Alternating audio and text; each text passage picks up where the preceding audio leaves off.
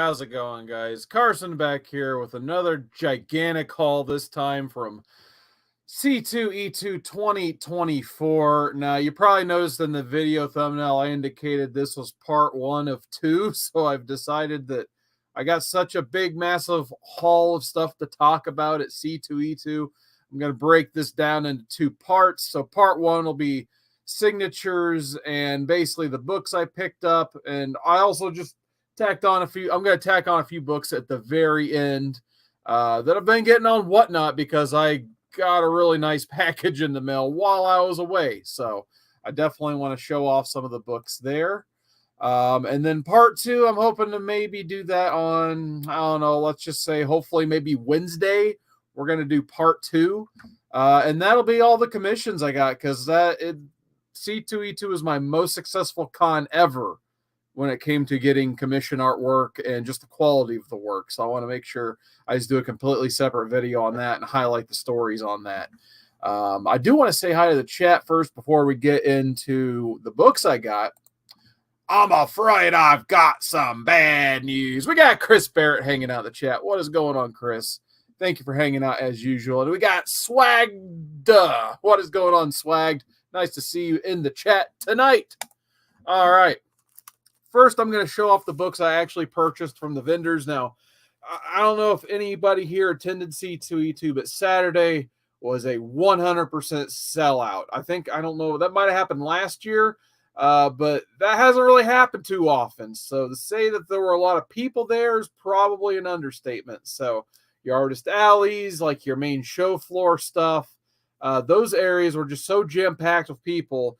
And I feel like the exhibitors on a Friday, Saturday, Sunday show, like usually people either want to go get the books for the first time on Friday or they want to wait till Sunday to get the deals, if you will. So I decided me and my friends wanted to go look at some books. So we just went on Saturday because I felt like it was the easiest place to walk in the whole place. Now, Chris Barrett says, sold out crowd was hanging from the rafters. Yep, it was NWO sold out. That's for sure. So, all right, we'll start with the pile. We got to push things along here because we got a lot to highlight and show. So I got Daredevil, number 19. It was $8. For some reason, this person had a lot of books that were either like eBay priced or kind of priced a little higher. And then I rolled across a few Daredevils that were not, $10 or more. So trying to run fill these silver and Bronze Age Daredevils when I can. So $8 was a no-brainer to keep filling my run. Not the worst quality copy either. I guess they wrote it as a 4.0 on the back. So I was shocked the way they were pricing a lot of their Silver Age, that this was in there for $8, as well as and they were all shuffled random. They weren't sorted or anything. So that being said, it was a fun booth to go through because you literally never knew where you got to turn up. And I did make a deal on a few of these. So I think the first one I bought for $8, and I went back later with another friend. And, we were kind of just haggling basically at that point because I'll be honest, after getting all the commissions I did, I wanted to save a few bucks where I could. So also picked up Daredevil, number 22, the Tri-Man Lives, another $8 one. I might have talked them down to $5 on this if I remember correctly. They're basically just saying yes to any numbers we threw out, which was awesome. So yeah, another one off the list. And I talked them down to the 10 on this next one, I believe. And this might be one of the best quality early Bronze Age white covers I've ever picked up, and that is Captain America 116. Now, after I started, got home, started looking it down, I saw a few, flaws here and there, but usually the books from this age are not this bright, vibrant white. So I'm not a big Captain America collector, but I really like Cap around this era. Now, I don't think Steranko did this one, obviously, but there was a lot of, good Steranko around then. So I know I'm missing 116. I have a lot of the other ones around there, but I definitely was a big fan of this cover and the fact that it wasn't like washed out. It looked like it actually been bagged and boarded right after it was read. So really good quality copy on that. So I wanted to pick that up. Let's see what we got going on in the chat. Chris Barrett says Rock and Roll Express sold out. Swag says sweet Daredevil cover. Barrett says $5. Talk about Silver Age Tongue. He likes that clean copy of that cap. Yeah, I was thinking about leaving it there for 15, but I'm like, I'm going to try to barter it down, and I luckily I did. So I think I would have kicked myself for leaving that. Next up, I went to another, and I'm going to go back and forth. I just kind of put like what I think is neat. Want to start off good, random cheaps, really good ending, and then we're going to go to signatures. So, not that there's anything wrong with these books. I wouldn't have bought them if I didn't like them, obviously. I got some Sandmans. This is issue number 11, Doll's House Part 2. Now, I think when I originally got my initial, I got a Sandman lot on eBay a long time ago, and I started run filling it after that. And I think that was 1 through 10. So I got an issue 11. I think this was $3. Decided not to haggle down. I thought these books were good enough quality. I just decided to pay full $3 price, I guess. And then I had to have part 3.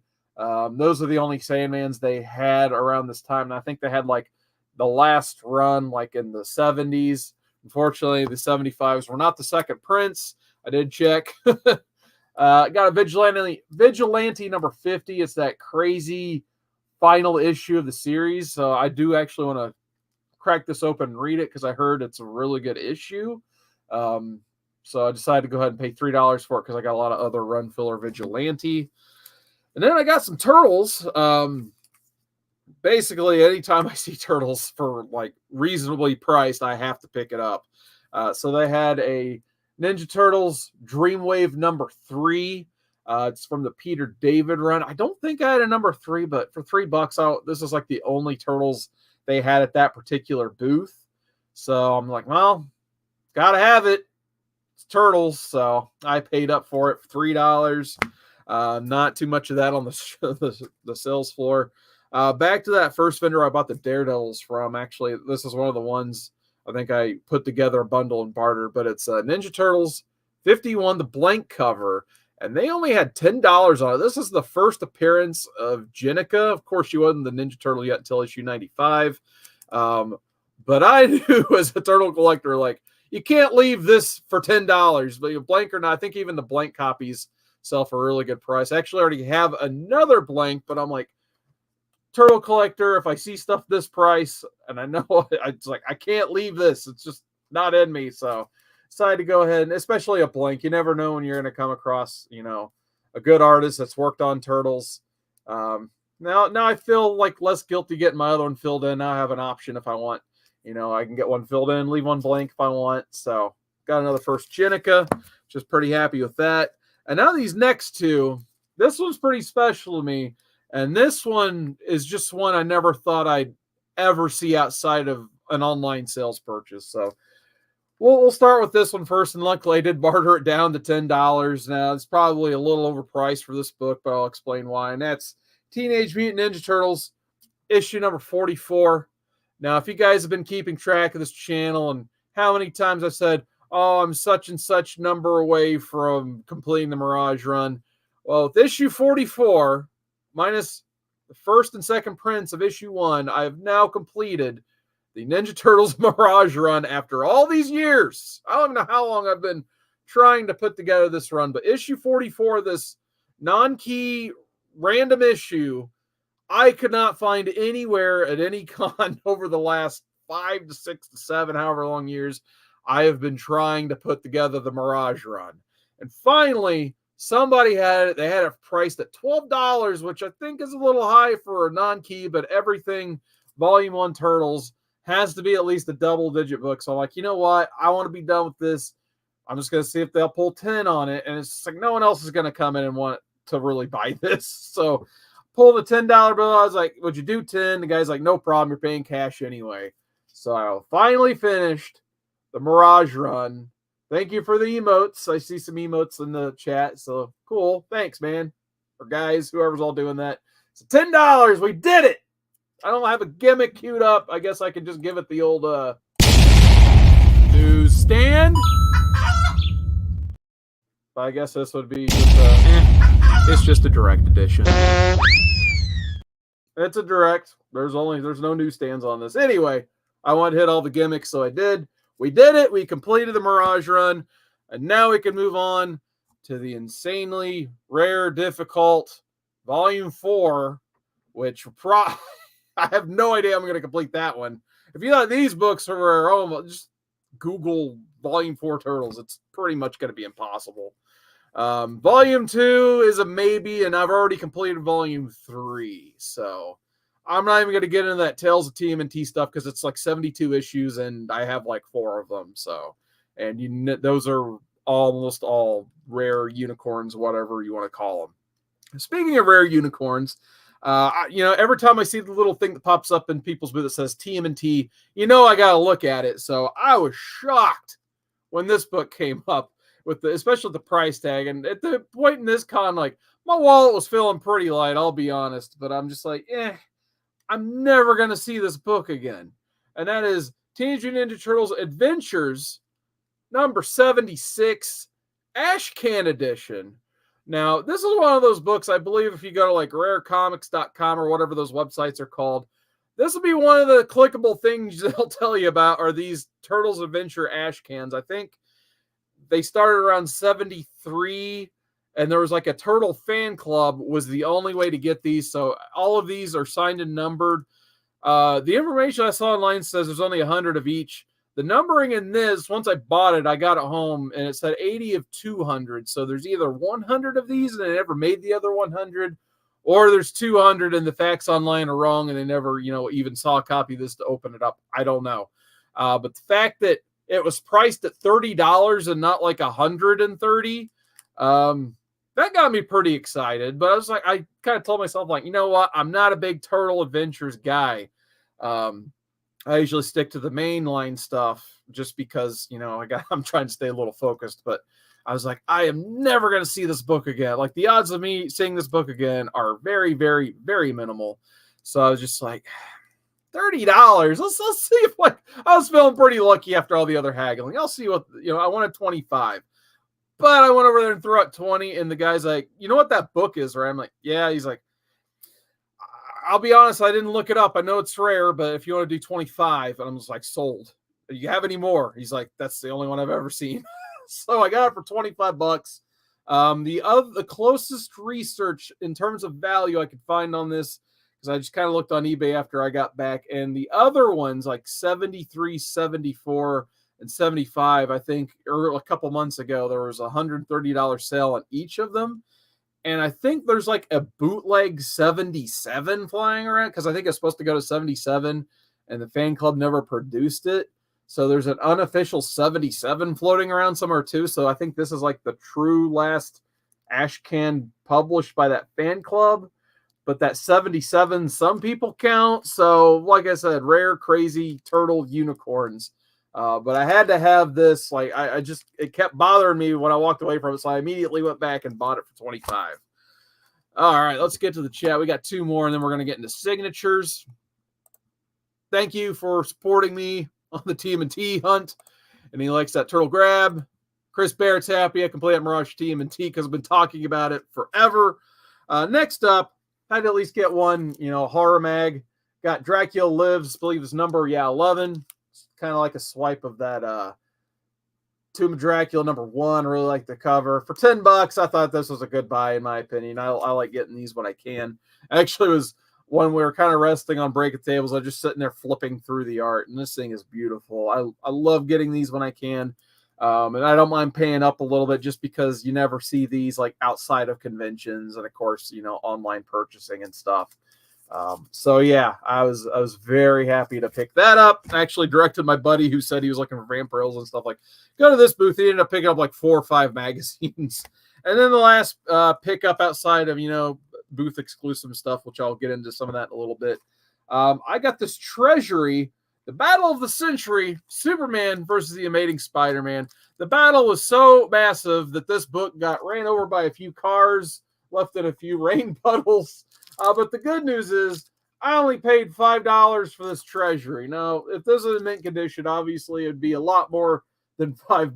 But I figured, sometimes these Treasuries, you just got to grab the reader copies when you can. So it is as potatoed as one comic could get, I'm sure. I'm going to try to open it at some point, but right now is not that time because I don't want to get... I might open this outside. Let's just say that. I really don't know what to expect. But for $5... I went ahead and just threw it in my pile. I was happy to pay. The guy actually offered me $50 for his entire Treasury collection, which I would have thought about because there were a decent amount of Treasuries in that box, but I didn't drive my car that day, and I wasn't about to carry a whole box of Treasuries on the the Chicago Transit train. There's no way. So this one suffices, by far the coolest one in there. Not that the other ones weren't, but this one was awesome. So $5 for Treasury. Happy to pay up on that. All right. See what Chris is saying, and then we're going to get into some signatures, and I'll tell you how much fun those were. As you've been talking about since I've known you 5 or 6 years, that does sound right. I mean, it's probably been a little longer. Probably since I started getting involved in the YouTube comic community have I been trying to get these books taken care of. And I know that, you know, shout out to the great legend, his auction helped a lot getting those earlier keys from guys like Big Bear and Whodat Comics. They really hooked it up on some deals back then. All right, so we got some signatures. So shout out to the Tiny Onion crew, James Tynan's crew. Like, he took most of his artists he could get there. And you know, in the modern day, unfortunately, there's a lot of signature charging, but they were doing 3 signatures for free, or if you're a member of their fan club, which was recommended to me, so I signed up for it. You actually got 6 signed comics for free, so I took as much advantage of that as I possibly could.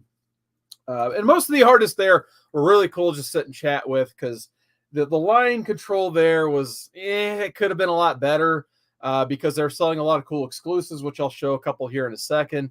And they're having signings at the same time. So when the booth or the con originally opened, it was all just one big line of people wanted their book signed and people wanted to buy the exclusives. It was a bit of a mess, and I feel like they just didn't have a lot of volunteers there for C2E2 Friday. So maybe not completely on them, but would have been nice to have a little bit more staff hired to do a couple lines to control things a bit better. But it was like kind of nice just waiting in that line, because I got to do everything I wanted. And I know other, you know, vendors there were just wanting to buy the books and had to wait in a line of people wanted signatures too. So Werther de la Dera, the artist of Something is Killing the Children, he was the only one who seemed a little flustered. I think he felt like he's a little bit overwhelmed by the giant line that was waiting on him. So, but I did get some stuff signed by him. I believe this is Something is Killing Children 25. This is a Adam Hughes variant that I got a few years ago. There's what his signature kind of looks like there. Not the best book to show it on. Hopefully you'll have a better one next up. Couple of the exclusives with these issue 36s, which I just decided to go ahead and get all their exclusives. I waited in line long enough. I'm just like, you know what? I'll just take one of everything. And I gave my buddy or he bought it off me rather. I got the Spectrograph, the Ginny Frizen foil. And I made sure that way he didn't have to wait in that line if he wanted one. And then I would decide to get the 36 set, which I guess this one right now, the foil background, whatever you want to call it. People are kind of going nuts online for this. This is just kind of like the regular one they made more of. And of course, my stupid self accidentally got a little spine tick on it. But nonetheless, I got them double signed by Werther de la Dera and Martin Simmons, who did the cover. Unfortunately, I didn't get a chance to meet James Tynan. He won C2E2 basically. He was in terms of wrestling, he was the biggest draw there for comic people. Like, his line stretched all the way to their booth, all the way through the food court. So I've met him several times. He's a really cool dude. So I didn't feel like I had to go out of my way at this con to get more signatures from, I guess. I at least wanted to meet his art team. I got this Art Germ variant I acquired recently of House of Slaughter. I think this is #1. I could be wrong. Yeah, Pen and Ink #1. Actually got signed by Werther, and then the co-writer Tate Bromal, I believe is his name. So I got that one double signed. And then they also signed my copy of House of Slaughter #1. I think this is the second. No, I think this is just another first print, if I remember correctly, but I got that one double signed. Sorry, I'm kind of going all over the place here. I actually got a chance to meet Dave Watchter, Teenage Mutant Ninja Turtle artist. So he was nice enough to sign got this at Indiana Comic Con, the issue #23. Said this is actually the first piece of published work he did on Teenage Mutant Ninja Turtles. So I thought that was really cool to get him to sign it. Signed it right there. So I was very happy with that. Once again, either you can go to my Instagram or wait till Wednesday and see the commission I got from him. Also got this Team Eastman issue 64. He signed it there at the bottom, right there. So, like I said, had to get my turtle stuff signed. And then he did an original work recently from Boom Studios, Uncanny Valley. So he is very happy someone brought it and read it and I got a chance to get it signed. It's kind of a cool book. I don't really know where it's going so far. I feel like it's only one issue in, so I don't really have a great way to give a synopsis besides the fact that it seems like a normal mother and a boy are living together. Boy gets in trouble for school. Turns out he kind of has powers, and somehow his grandpa is his cartoon character. So that's all we kind of know so far. Swag says House of Slaughter looks like a good read. I'm slowly getting caught up on all of my Tiny Onion universe stuff, basically. As you're about to see, I have a lot of hardcovers that I'm slowly starting to read through. So, so far, it's all been pretty good. Now, I had to stop by the Bird City booth, which shout out to Laura from Bird City. Got a chance to meet her and buy some books from her. She was really awesome. Told her all about, I know JB. He's on Modern Men. She's like, JB? They do the Lords of the Long Box together. So got a chance to meet her and buy some of her exclusives from Bird City Comics. So I got this Ginny Frizen Batgirl 23, kind of a swipe of the Josh Middleton one. So got that signed. I got a whole bunch of Ginny Frizen signatures. I actually bought 2 copies of this because my brother wanted one. I think I'm trading him for this Elvira. Elvira meets H.P. Lovecraft #1, and it's an Adam Hughes Happy Comics exclusive, whatever that is. So cool cover. Gotta love Elvira when you can get the Elvira stuff. Now back to Ginny Frizen. I just decided she was doing like 3 signatures for free. I think 5 after that, but it's one of those situations where like an exhibitor was kind of in front the whole time. He probably got a whole short box signed. So I'm just like, you know what? I'm not going to be picky and choosy. I'm just going to throw a 20 her way in. She'll sign all my books. So that was really nice of her. Catwoman 33 got a Frizen signature right there. She always goes to the Chicago shows too. I don't know if she's from the area or what, but yeah, she's usually there and selling some really good prints and stuff. I decided not to get a print this year because I had that Batgirl 23 cover. I suggested like, hey, you got to have a print of this next year. She's like, well, it's kind of Josh Middleton's cover, but if you guys want, I'm like, sure, absolutely. So I'm going to get my Harley signed for sure. Definitely like her covers on the book. And then I just forgot I had a Red Sony in there. I'm like, yeah, why not get that signed too? And then just got this one last Wednesday. And she got that signed. So a whole bunch of stuff there to get signed. What is Chris Barrett saying here? He says, wait, Modern Men getting recognized. Do you guys need an agent to get sent? Yeah, we could go into syndication with the rerun rights, I'm sure. Met Babstar. She was really awesome as well. Had to get this signed because this thing right here, that's been in my camera shot for a while. So I've been wanting to get a signed copy of the 1 in 25. I guess she's kind of like Dave watched her earlier. I think she said this was like the first Batgirl she drew for the run was this cover. So I thought that was really cool too. And then this one's double signed by Babstar and Joe Quinones. So got my Batman 89 #4. I forgot to take my hardcover. And I think actually I bought Joe's art book as well. I just forgot to bring it upstairs to show it off. So I bought his art book. Wanted to show him some support. Luckily, my buddy Mike bought a whole bunch of stickers and pins from Babstar right as I was walking up. Like, oh crap, I didn't ask to charging for these. Mike just came up and bought a bunch of stuff, and he's like, oh, good, someone's supporting her. And then I had to get this Adam Hughes swipe signed too. Got that not too long ago for like $1.50. Back to the Tiny Onion people. I met Sam Johns. She did the backup in Joker 12, so I think she was just happy to sign a book. So it didn't seem like her and Tate Bromo, those poor two, they were just in the signing, and I feel like not too many people were saying hi and talking to them and stuff. So I went over there and got a couple books signed by them. They were really cool. Let's see. Chris Barrett says, I mean, Modern Men has an awfully deep backlog of reruns. Yeah, it sure does. It sure does. Met Pablo Villalobos. Got these 2 covers signed from him. Wonder Woman, whatever number this is. Number 8. It's right there in really tiny print. And this run has actually been a lot of fun to read. I've kind of enjoyed Tom King's run on Wonder Woman so far. I think I'm a couple issues behind. But yeah, if you're looking for something new from DC to read, you might check out Tom King's Wonder Woman. Hopefully he can kind of stick the landing because he does have a past of, inconsistency. Then I got this Power Girl signed by him. I like the cover. Most of the Power Girl comics so lately have not, I'm like 0 for 2. I think I've read a couple different ones on the app and not good, but the covers are great. I feel like that's the only reason they're making a Power Girl comic. Speaking of Bird City from earlier, I did also purchase the Middleton foil, and wow, that is shiny. So there you go. Apologize for the glare, something like that, whatever Bub says. And there you go. You can see my whole room through the comic. So happy with that. I'm actually going to set that over here so I don't put too much weight on that. And then I got a couple more of the exclusives from Tiny Onion. Now, if you bought both of those, Something is Killing the Children 36 from their booth, they threw this in for free. So that's why I decided just to get both. So it's like a black and gold. I think this is like a thank you variant they sent to retailers anyway. So cool concept, I suppose. They certainly gimmicked it up. You know, I like my gimmicks from the 90s. And probably one of their bigger in demand books was this one, because I think they were only charging $10 for it. And I guess there was a version of it at the New York Comic Con that was in black and white that sold out pretty much instantly. And they had a red version of it for C2E2, since that's usually like the red, black, and white show. And I got signed by Martin Simmons as well. So that was a no-brainer to buy this when I had the opportunity.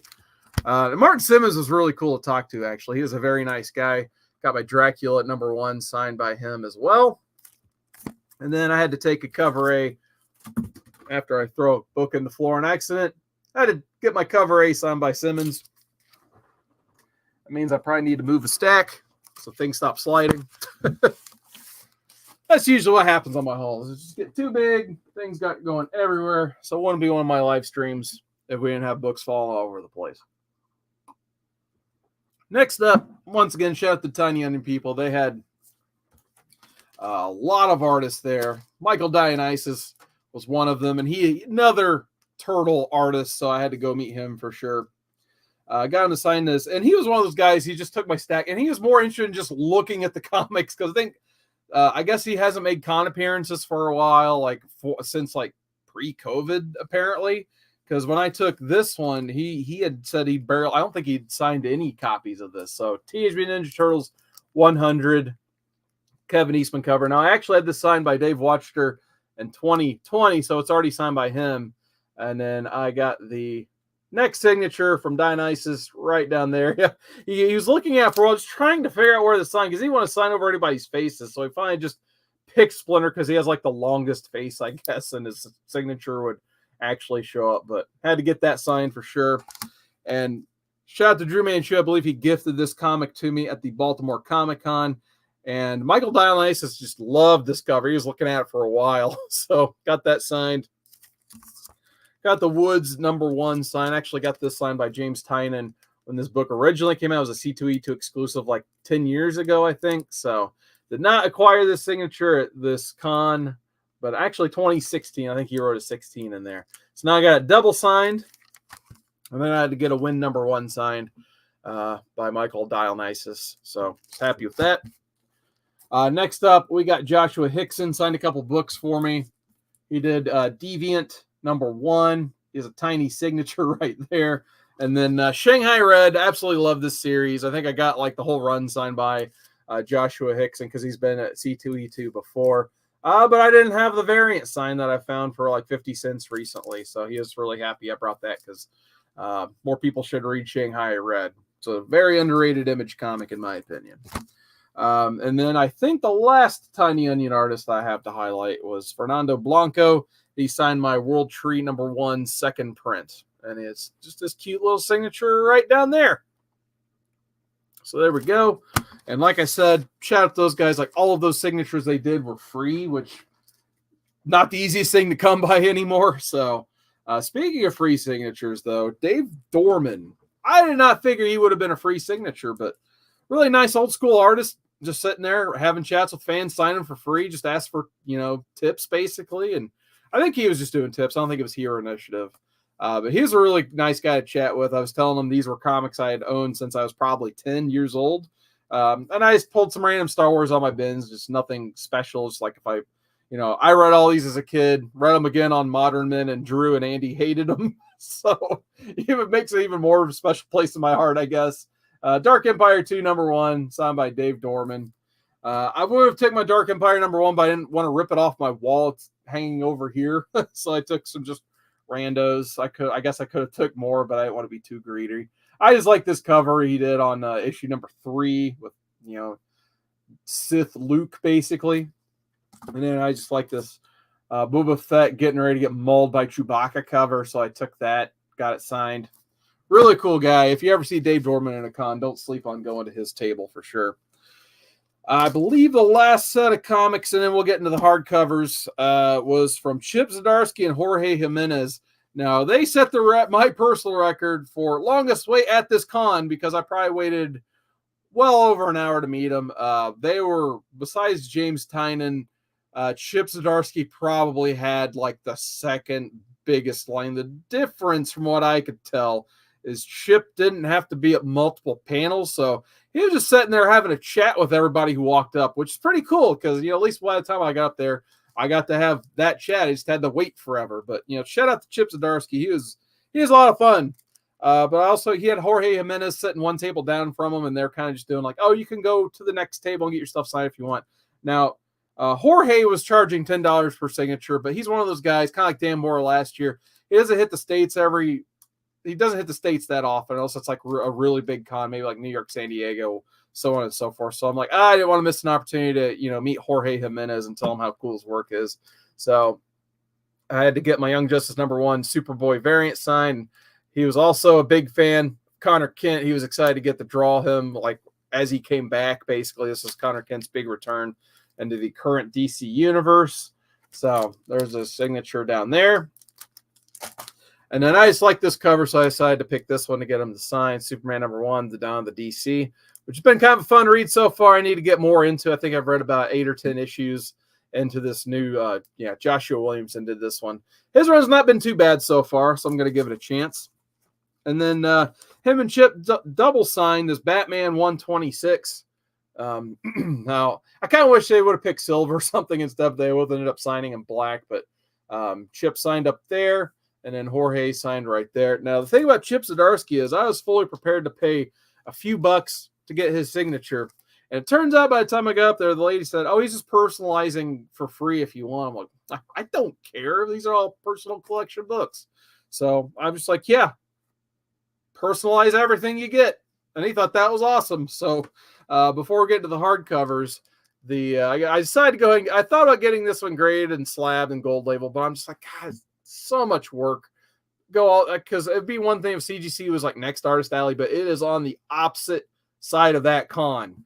And I wasn't about to walk that far and get this thing dinged up and bent. I don't know. I was just like, whatever. I'm not going to ever sell this. I really like this cover. Nice. Probably one of the better foils DC's put out in a long time. So I just had him personalize it for free. And basically, I took the budget I had for him and put it into one of his sketches we'll talk about next time. And then this one, he signed at the bottom. He just didn't even personalize it because I met Mark Bagley 3 weeks ago, and he had the exact same deal where if you get personalized, it's a free signature. He just wants to pay homage to his fans, basically. So really cool meet up there. I was very happy to get a chance to meet Chip Zdarsky because he's been one of my favorites for a while.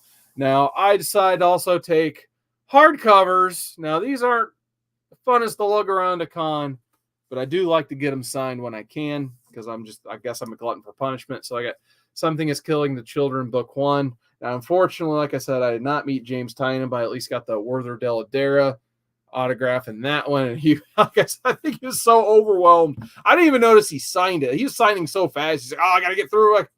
So I think he was feeling the stress of a really big line. And then Martin Simmons signed this one. He's actually a really big fan of this cover. That's just creepy as hell, but he's just like, oh, cool. Someone picked that cover. I guess he was telling the person next to him how exclusive it was and stuff online, and he signed it right there. But yeah, he was a lot of fun to talk to. He's a really cool dude. I did have to go meet Ryan Brown. He's another one of those guys who goes to C2E2 every year. And I guess since 8 Billion Genies has come out, he's kind of like, he's starting to charge for just signing 8 Billion Genies. I guess he'll do one free and charge after that. But like any other of his books is just a free signature, I guess. So I thought that was funny, but he didn't charge me for the hardcover because he's pretty cool. But he even did do a genie doodle. He's just like, can I draw on that? I'm like, yeah, of course you can. So he drew a genie, which I think he just even do that on like a regular comic he was charging quite a bit for. So that was really cool of him to just do that for free. And then back to Chip Zdarsky. I had to get the Sex Criminals signed by him. Now, speaking of Modern Men, I did have to tell him, like, I have this review show. It's called Modern Men. And this book right here got us the highest rating in Modern Men history, which isn't saying much, but I thought it was hilarious. And he knew exactly why people are searching for sex on the internet, and that spiked the rating, I guess. So there you go. Really cool signature. I felt like he tried a lot harder on this signature. He wrote a little heart and everything. So Chip, he was probably one of my best experiences that con. I can't wait to tell you more about the sketch I got. Or like I say, you just go over to Instagram and get a preview of the sketch, and then I'll tell the whole story about it next time. All right.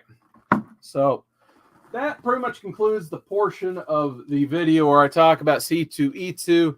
Now, I just kind of wanted to get these books shown so I can not have them just sitting on my desk or over here getting other things stacked on, because I do need to put these in a much nicer spot where they will not get damaged. But basically, I got some really good finds on Whatnot recently. There've just been auctions in the middle of the day. Like, I'm sitting on a day off. Like, there's like at least 1 or 2 channels to start putting up keys, and no one will be bidding against me. So spend a little money on this stuff, but it was worth the price, in my opinion. You'll see here what I'm talking about in a second. But first, I want to say hi to Art Bikes and Comics. What is going on, man? Nice to see you in the chat. I know he's been checking my Instagram and seeing those commissions. So the Wednesday show will be spoiled for him when I talk about all the commissions I got. But there's a few I haven't shown yet. Just a few. All right. So we'll get into a few highlights here. We're going back to Daredevil. I said I'm trying to run fill as much 12, 15, even 35, 50 cent Daredevil. I'm trying to see how much Daredevil I can get, because it is like one of my top favorite characters in Marvel, obviously. Now, I got a Daredevil 43, and of course these are out of order. Why wouldn't they be? Got a Daredevil 43. I did not pay $15 for that, luckily. I think I only paid a few bucks for all these, maybe like a tenner here and there on these Silver Age ones. But it's kind of the point. Silver Age Marvel, you kind of just pay for. Like if it's a key character like Daredevil, or, you know, especially like, you know, your X-Men and your Spider-Mans. Like, if you see those for $10, like you have to pick them up. Got an issue 33. All kinds of notes I just now noticed on the back of this. I don't even know what's going on there. But hey, it's in a Mylar, so can't complain about a free Mylar with your book, I guess. So issue 33, Behold the Beetle. And then some later run 30, 35 centers. I think one of these was a throw-in, if I remember right. Got a 140, so I got to take that off the list. And then a 152. And then the 155. So happy to get those taken off the Daredevil list. And then I got a couple Iron Mans. So I don't think I had this one yet. It's the Armor Wars Part 1. Iron Man 225. So yeah, some good Bob Layton goodness in there, I'm sure. Yep, Brighton Layton, of course. Oh, guess we'll give you guys one more. See that Bob corner? It's a newsstand. All right, had to do one newsstand at least. Probably won't blow up that button anymore. And then this went for like, I think $6 is all I paid for this one. This is kind of becoming one of those covers. If I see it, I just pick it up if it's cheap enough. Iron Man 150. It's Iron Man versus Doom. And it's got a few spine ticks, but it is not as ticked up as I've seen this book before. That solid black cover, I've seen very bad copies of this. So I'm happy to get a serviceable one for $6. I've been looking for this book for a little while, and I finally found a reasonably priced one. All-Star Superman #1, the Neil Adams variant. So been on the hunt for this. I feel like when this first came out, it was like a $40 or $50 book. Luckily, I found it for like $8. So had to pay shipping though, unfortunately, of like $4 or $5. So still happy to have it. Glad I didn't have to pay $20, $30, $40 for it. And now for some big keys. So everything else is a key from here on out, which is pretty awesome. Let's see what the comments are saying first, though. We got All Hail Doom from Chris Bear. Absolutely. You got to bow down to the Dr. Doom. Like that Iron Man Doom cover. Yeah, absolutely. If you're just collecting, you know, Bronze Age Marvel, or, you know, late bronze going on copper. I guess 81, that's not going on copper quite yet. But yeah, probably one of like my top favorite Iron Man cover, probably like this, and then, you know, Demon in a Bottle And then there's like that blue cover before Demon in a Bottle. Those are probably like my top 3. So this is probably my top Iron Man cover for sure. All right. Like I said, we're going some pretty big keys. Of course, it's just like you're setting up a budget for C2E2, and then sometimes just deals fall in your lap, and you may as well take advantage of them. Got a DC Comics Presents 26. First appearance, the new Teen Titans. So you get, Raven, Cyborg, Starfire, pretty much triple threat, and then, Beast Boy, early appearance for him too. Probably would have been a newsstand no matter what. I don't know if they made directs of this. Maybe I'll have a copy that's graded somewhere, but had to get a raw copy as well. I wanted to flip through it. So this is one of those books. Collect it when you can. Basically, it's very undervalued in my opinion. I think in terms of, DC collecting, this is one of those ones that almost all DC collectors would agree I think is undervalued just because of the triple threat of first appearances. Kind of like your X-Men 129 over on the DC side, in my opinion. You got a lot of good characters in the start of a really good Teen Titans run because you get that new Teen Titans preview from Wolfman and Perez. And you get another cool story from Jim Starlin in this too. So it's a really good book. It's just go buy it if you like the characters. Like, definitely worth having, that's for sure. So I'd start and collect. That's awesome, man. I hope tell us what you're collecting, what you're looking for. Curious. I always like seeing what new people like to read and collect and stuff. So back to Daredevil. This is probably like my biggest Daredevil purchase for quite a while. Well, actually, I take that back. There should be one more coming. The second biggest Daredevil purchase. I may have showed the other one last live stream. I honestly can't remember. So I just put it in the stack just to say I showed it because I know I will this time. Daredevil 16. So I believe this is the first time John Romita Sr. drew Spider-Man. And I think technically probably the first time Daredevil met Spider-Man. It is a beat-up copy, but I was looking up prices after I bought this, and I actually got a really good deal on this, apparently, because I didn't realize this 16 in specific was a very expensive book just because of Romita Sr.'s work on it. And the fact that it's got Spider-Man in it combines, for those Spider-Man fans, they have to have this along with the Daredevil fans trying to collect the 12 centers. So really cool get. I didn't have to break the bank. Not even close, actually. So I was happy to get this. Going back to Turtles, I was hoping this would be an upgrade copy. It's probably about the same quality as what I already had, though. But I still got it for much less than what it's worth. And I wanted to make sure, just in case. Got another copy of Turtles 4 second print. This time I got a raw copy. I have a graded, shout out to Tony Sanders. I think I got his graded copy. It was like a 7.5. So I'm like, maybe I'll try to, get this copy, either, see if I can get any more than that. But looking it down, probably not. I don't know. It might be a 7-ish just because the problem with these like reprint Turtles around this time is I feel like there's always like a backup story or they're always bigger than they should be. So there's a little bit of just rough around the edges, around the staples and stuff. And yeah, sometimes they're just, I don't know if I really trust grading a lot of these second prints. But yeah, love the cover. This thing has really blown up over the last several years. So to get this basically under $100 was a really good get, in my opinion.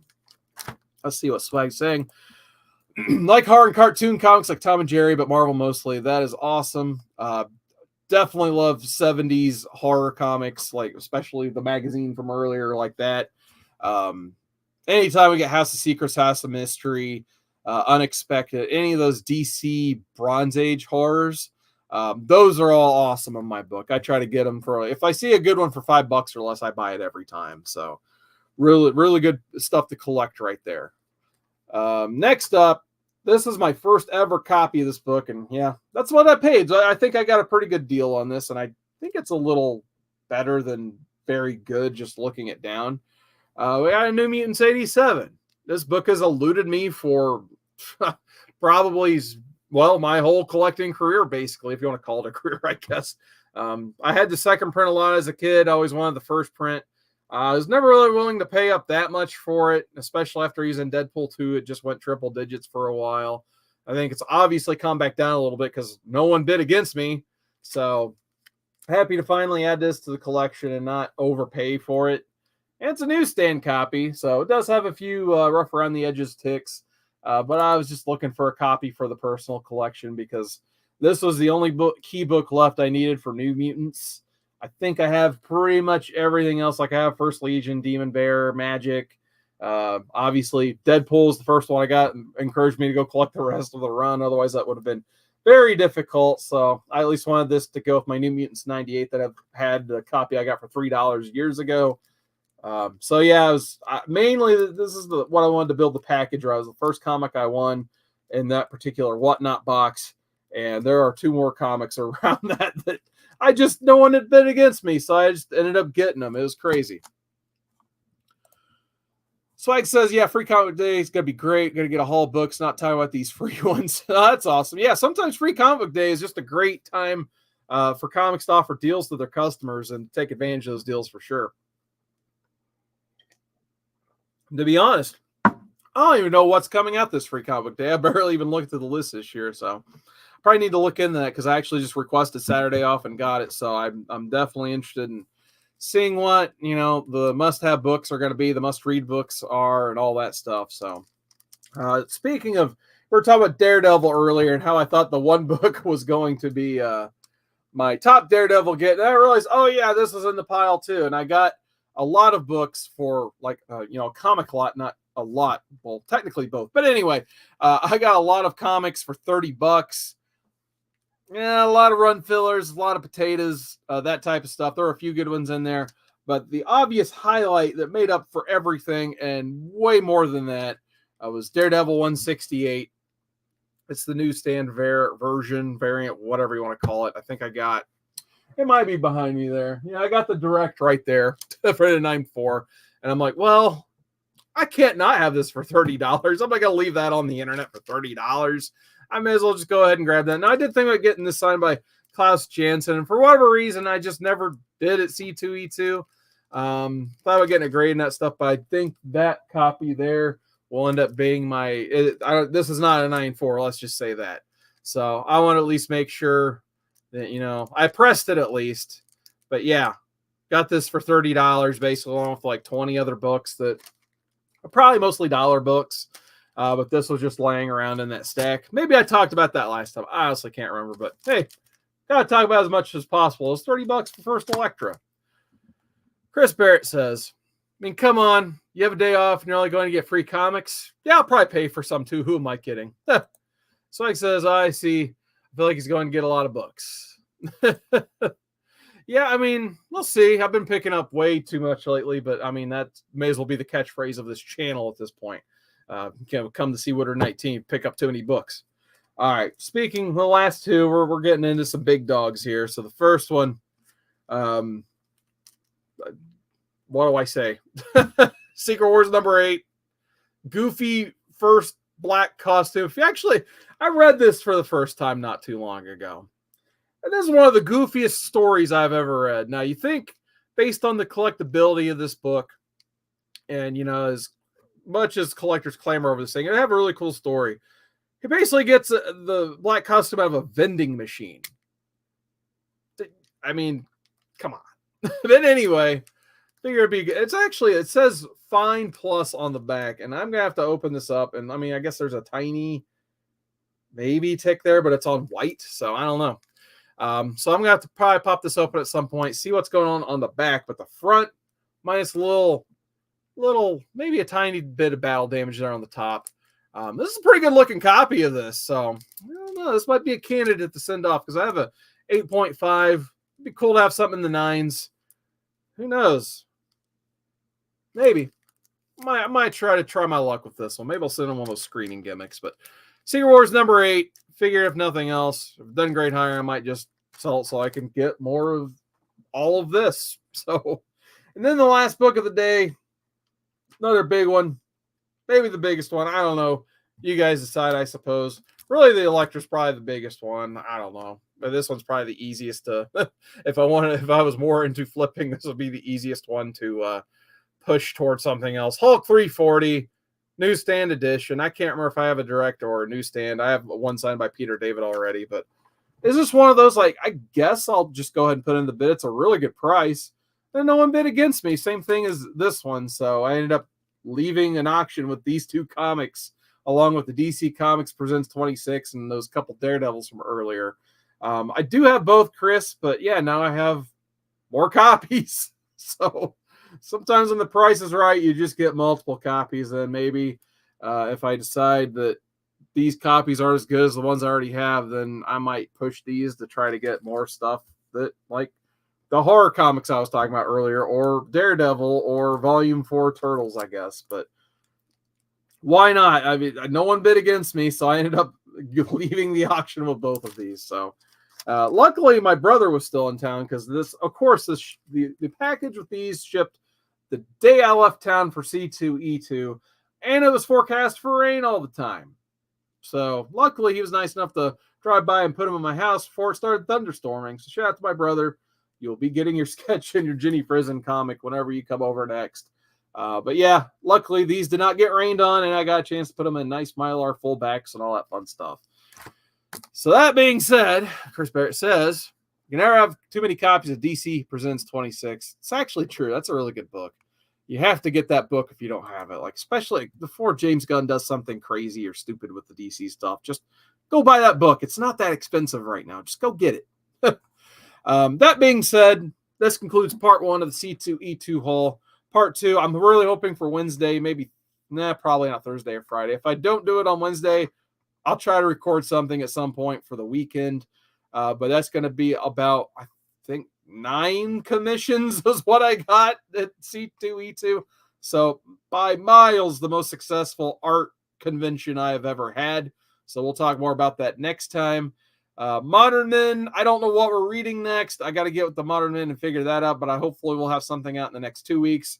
If not a recording, I might just do a live again. We'll see what the guys want to do. I do want to try to do an X-Men 97 special of some sort on after that series is up, so stay tuned for that. And I guess until next time, newsstand.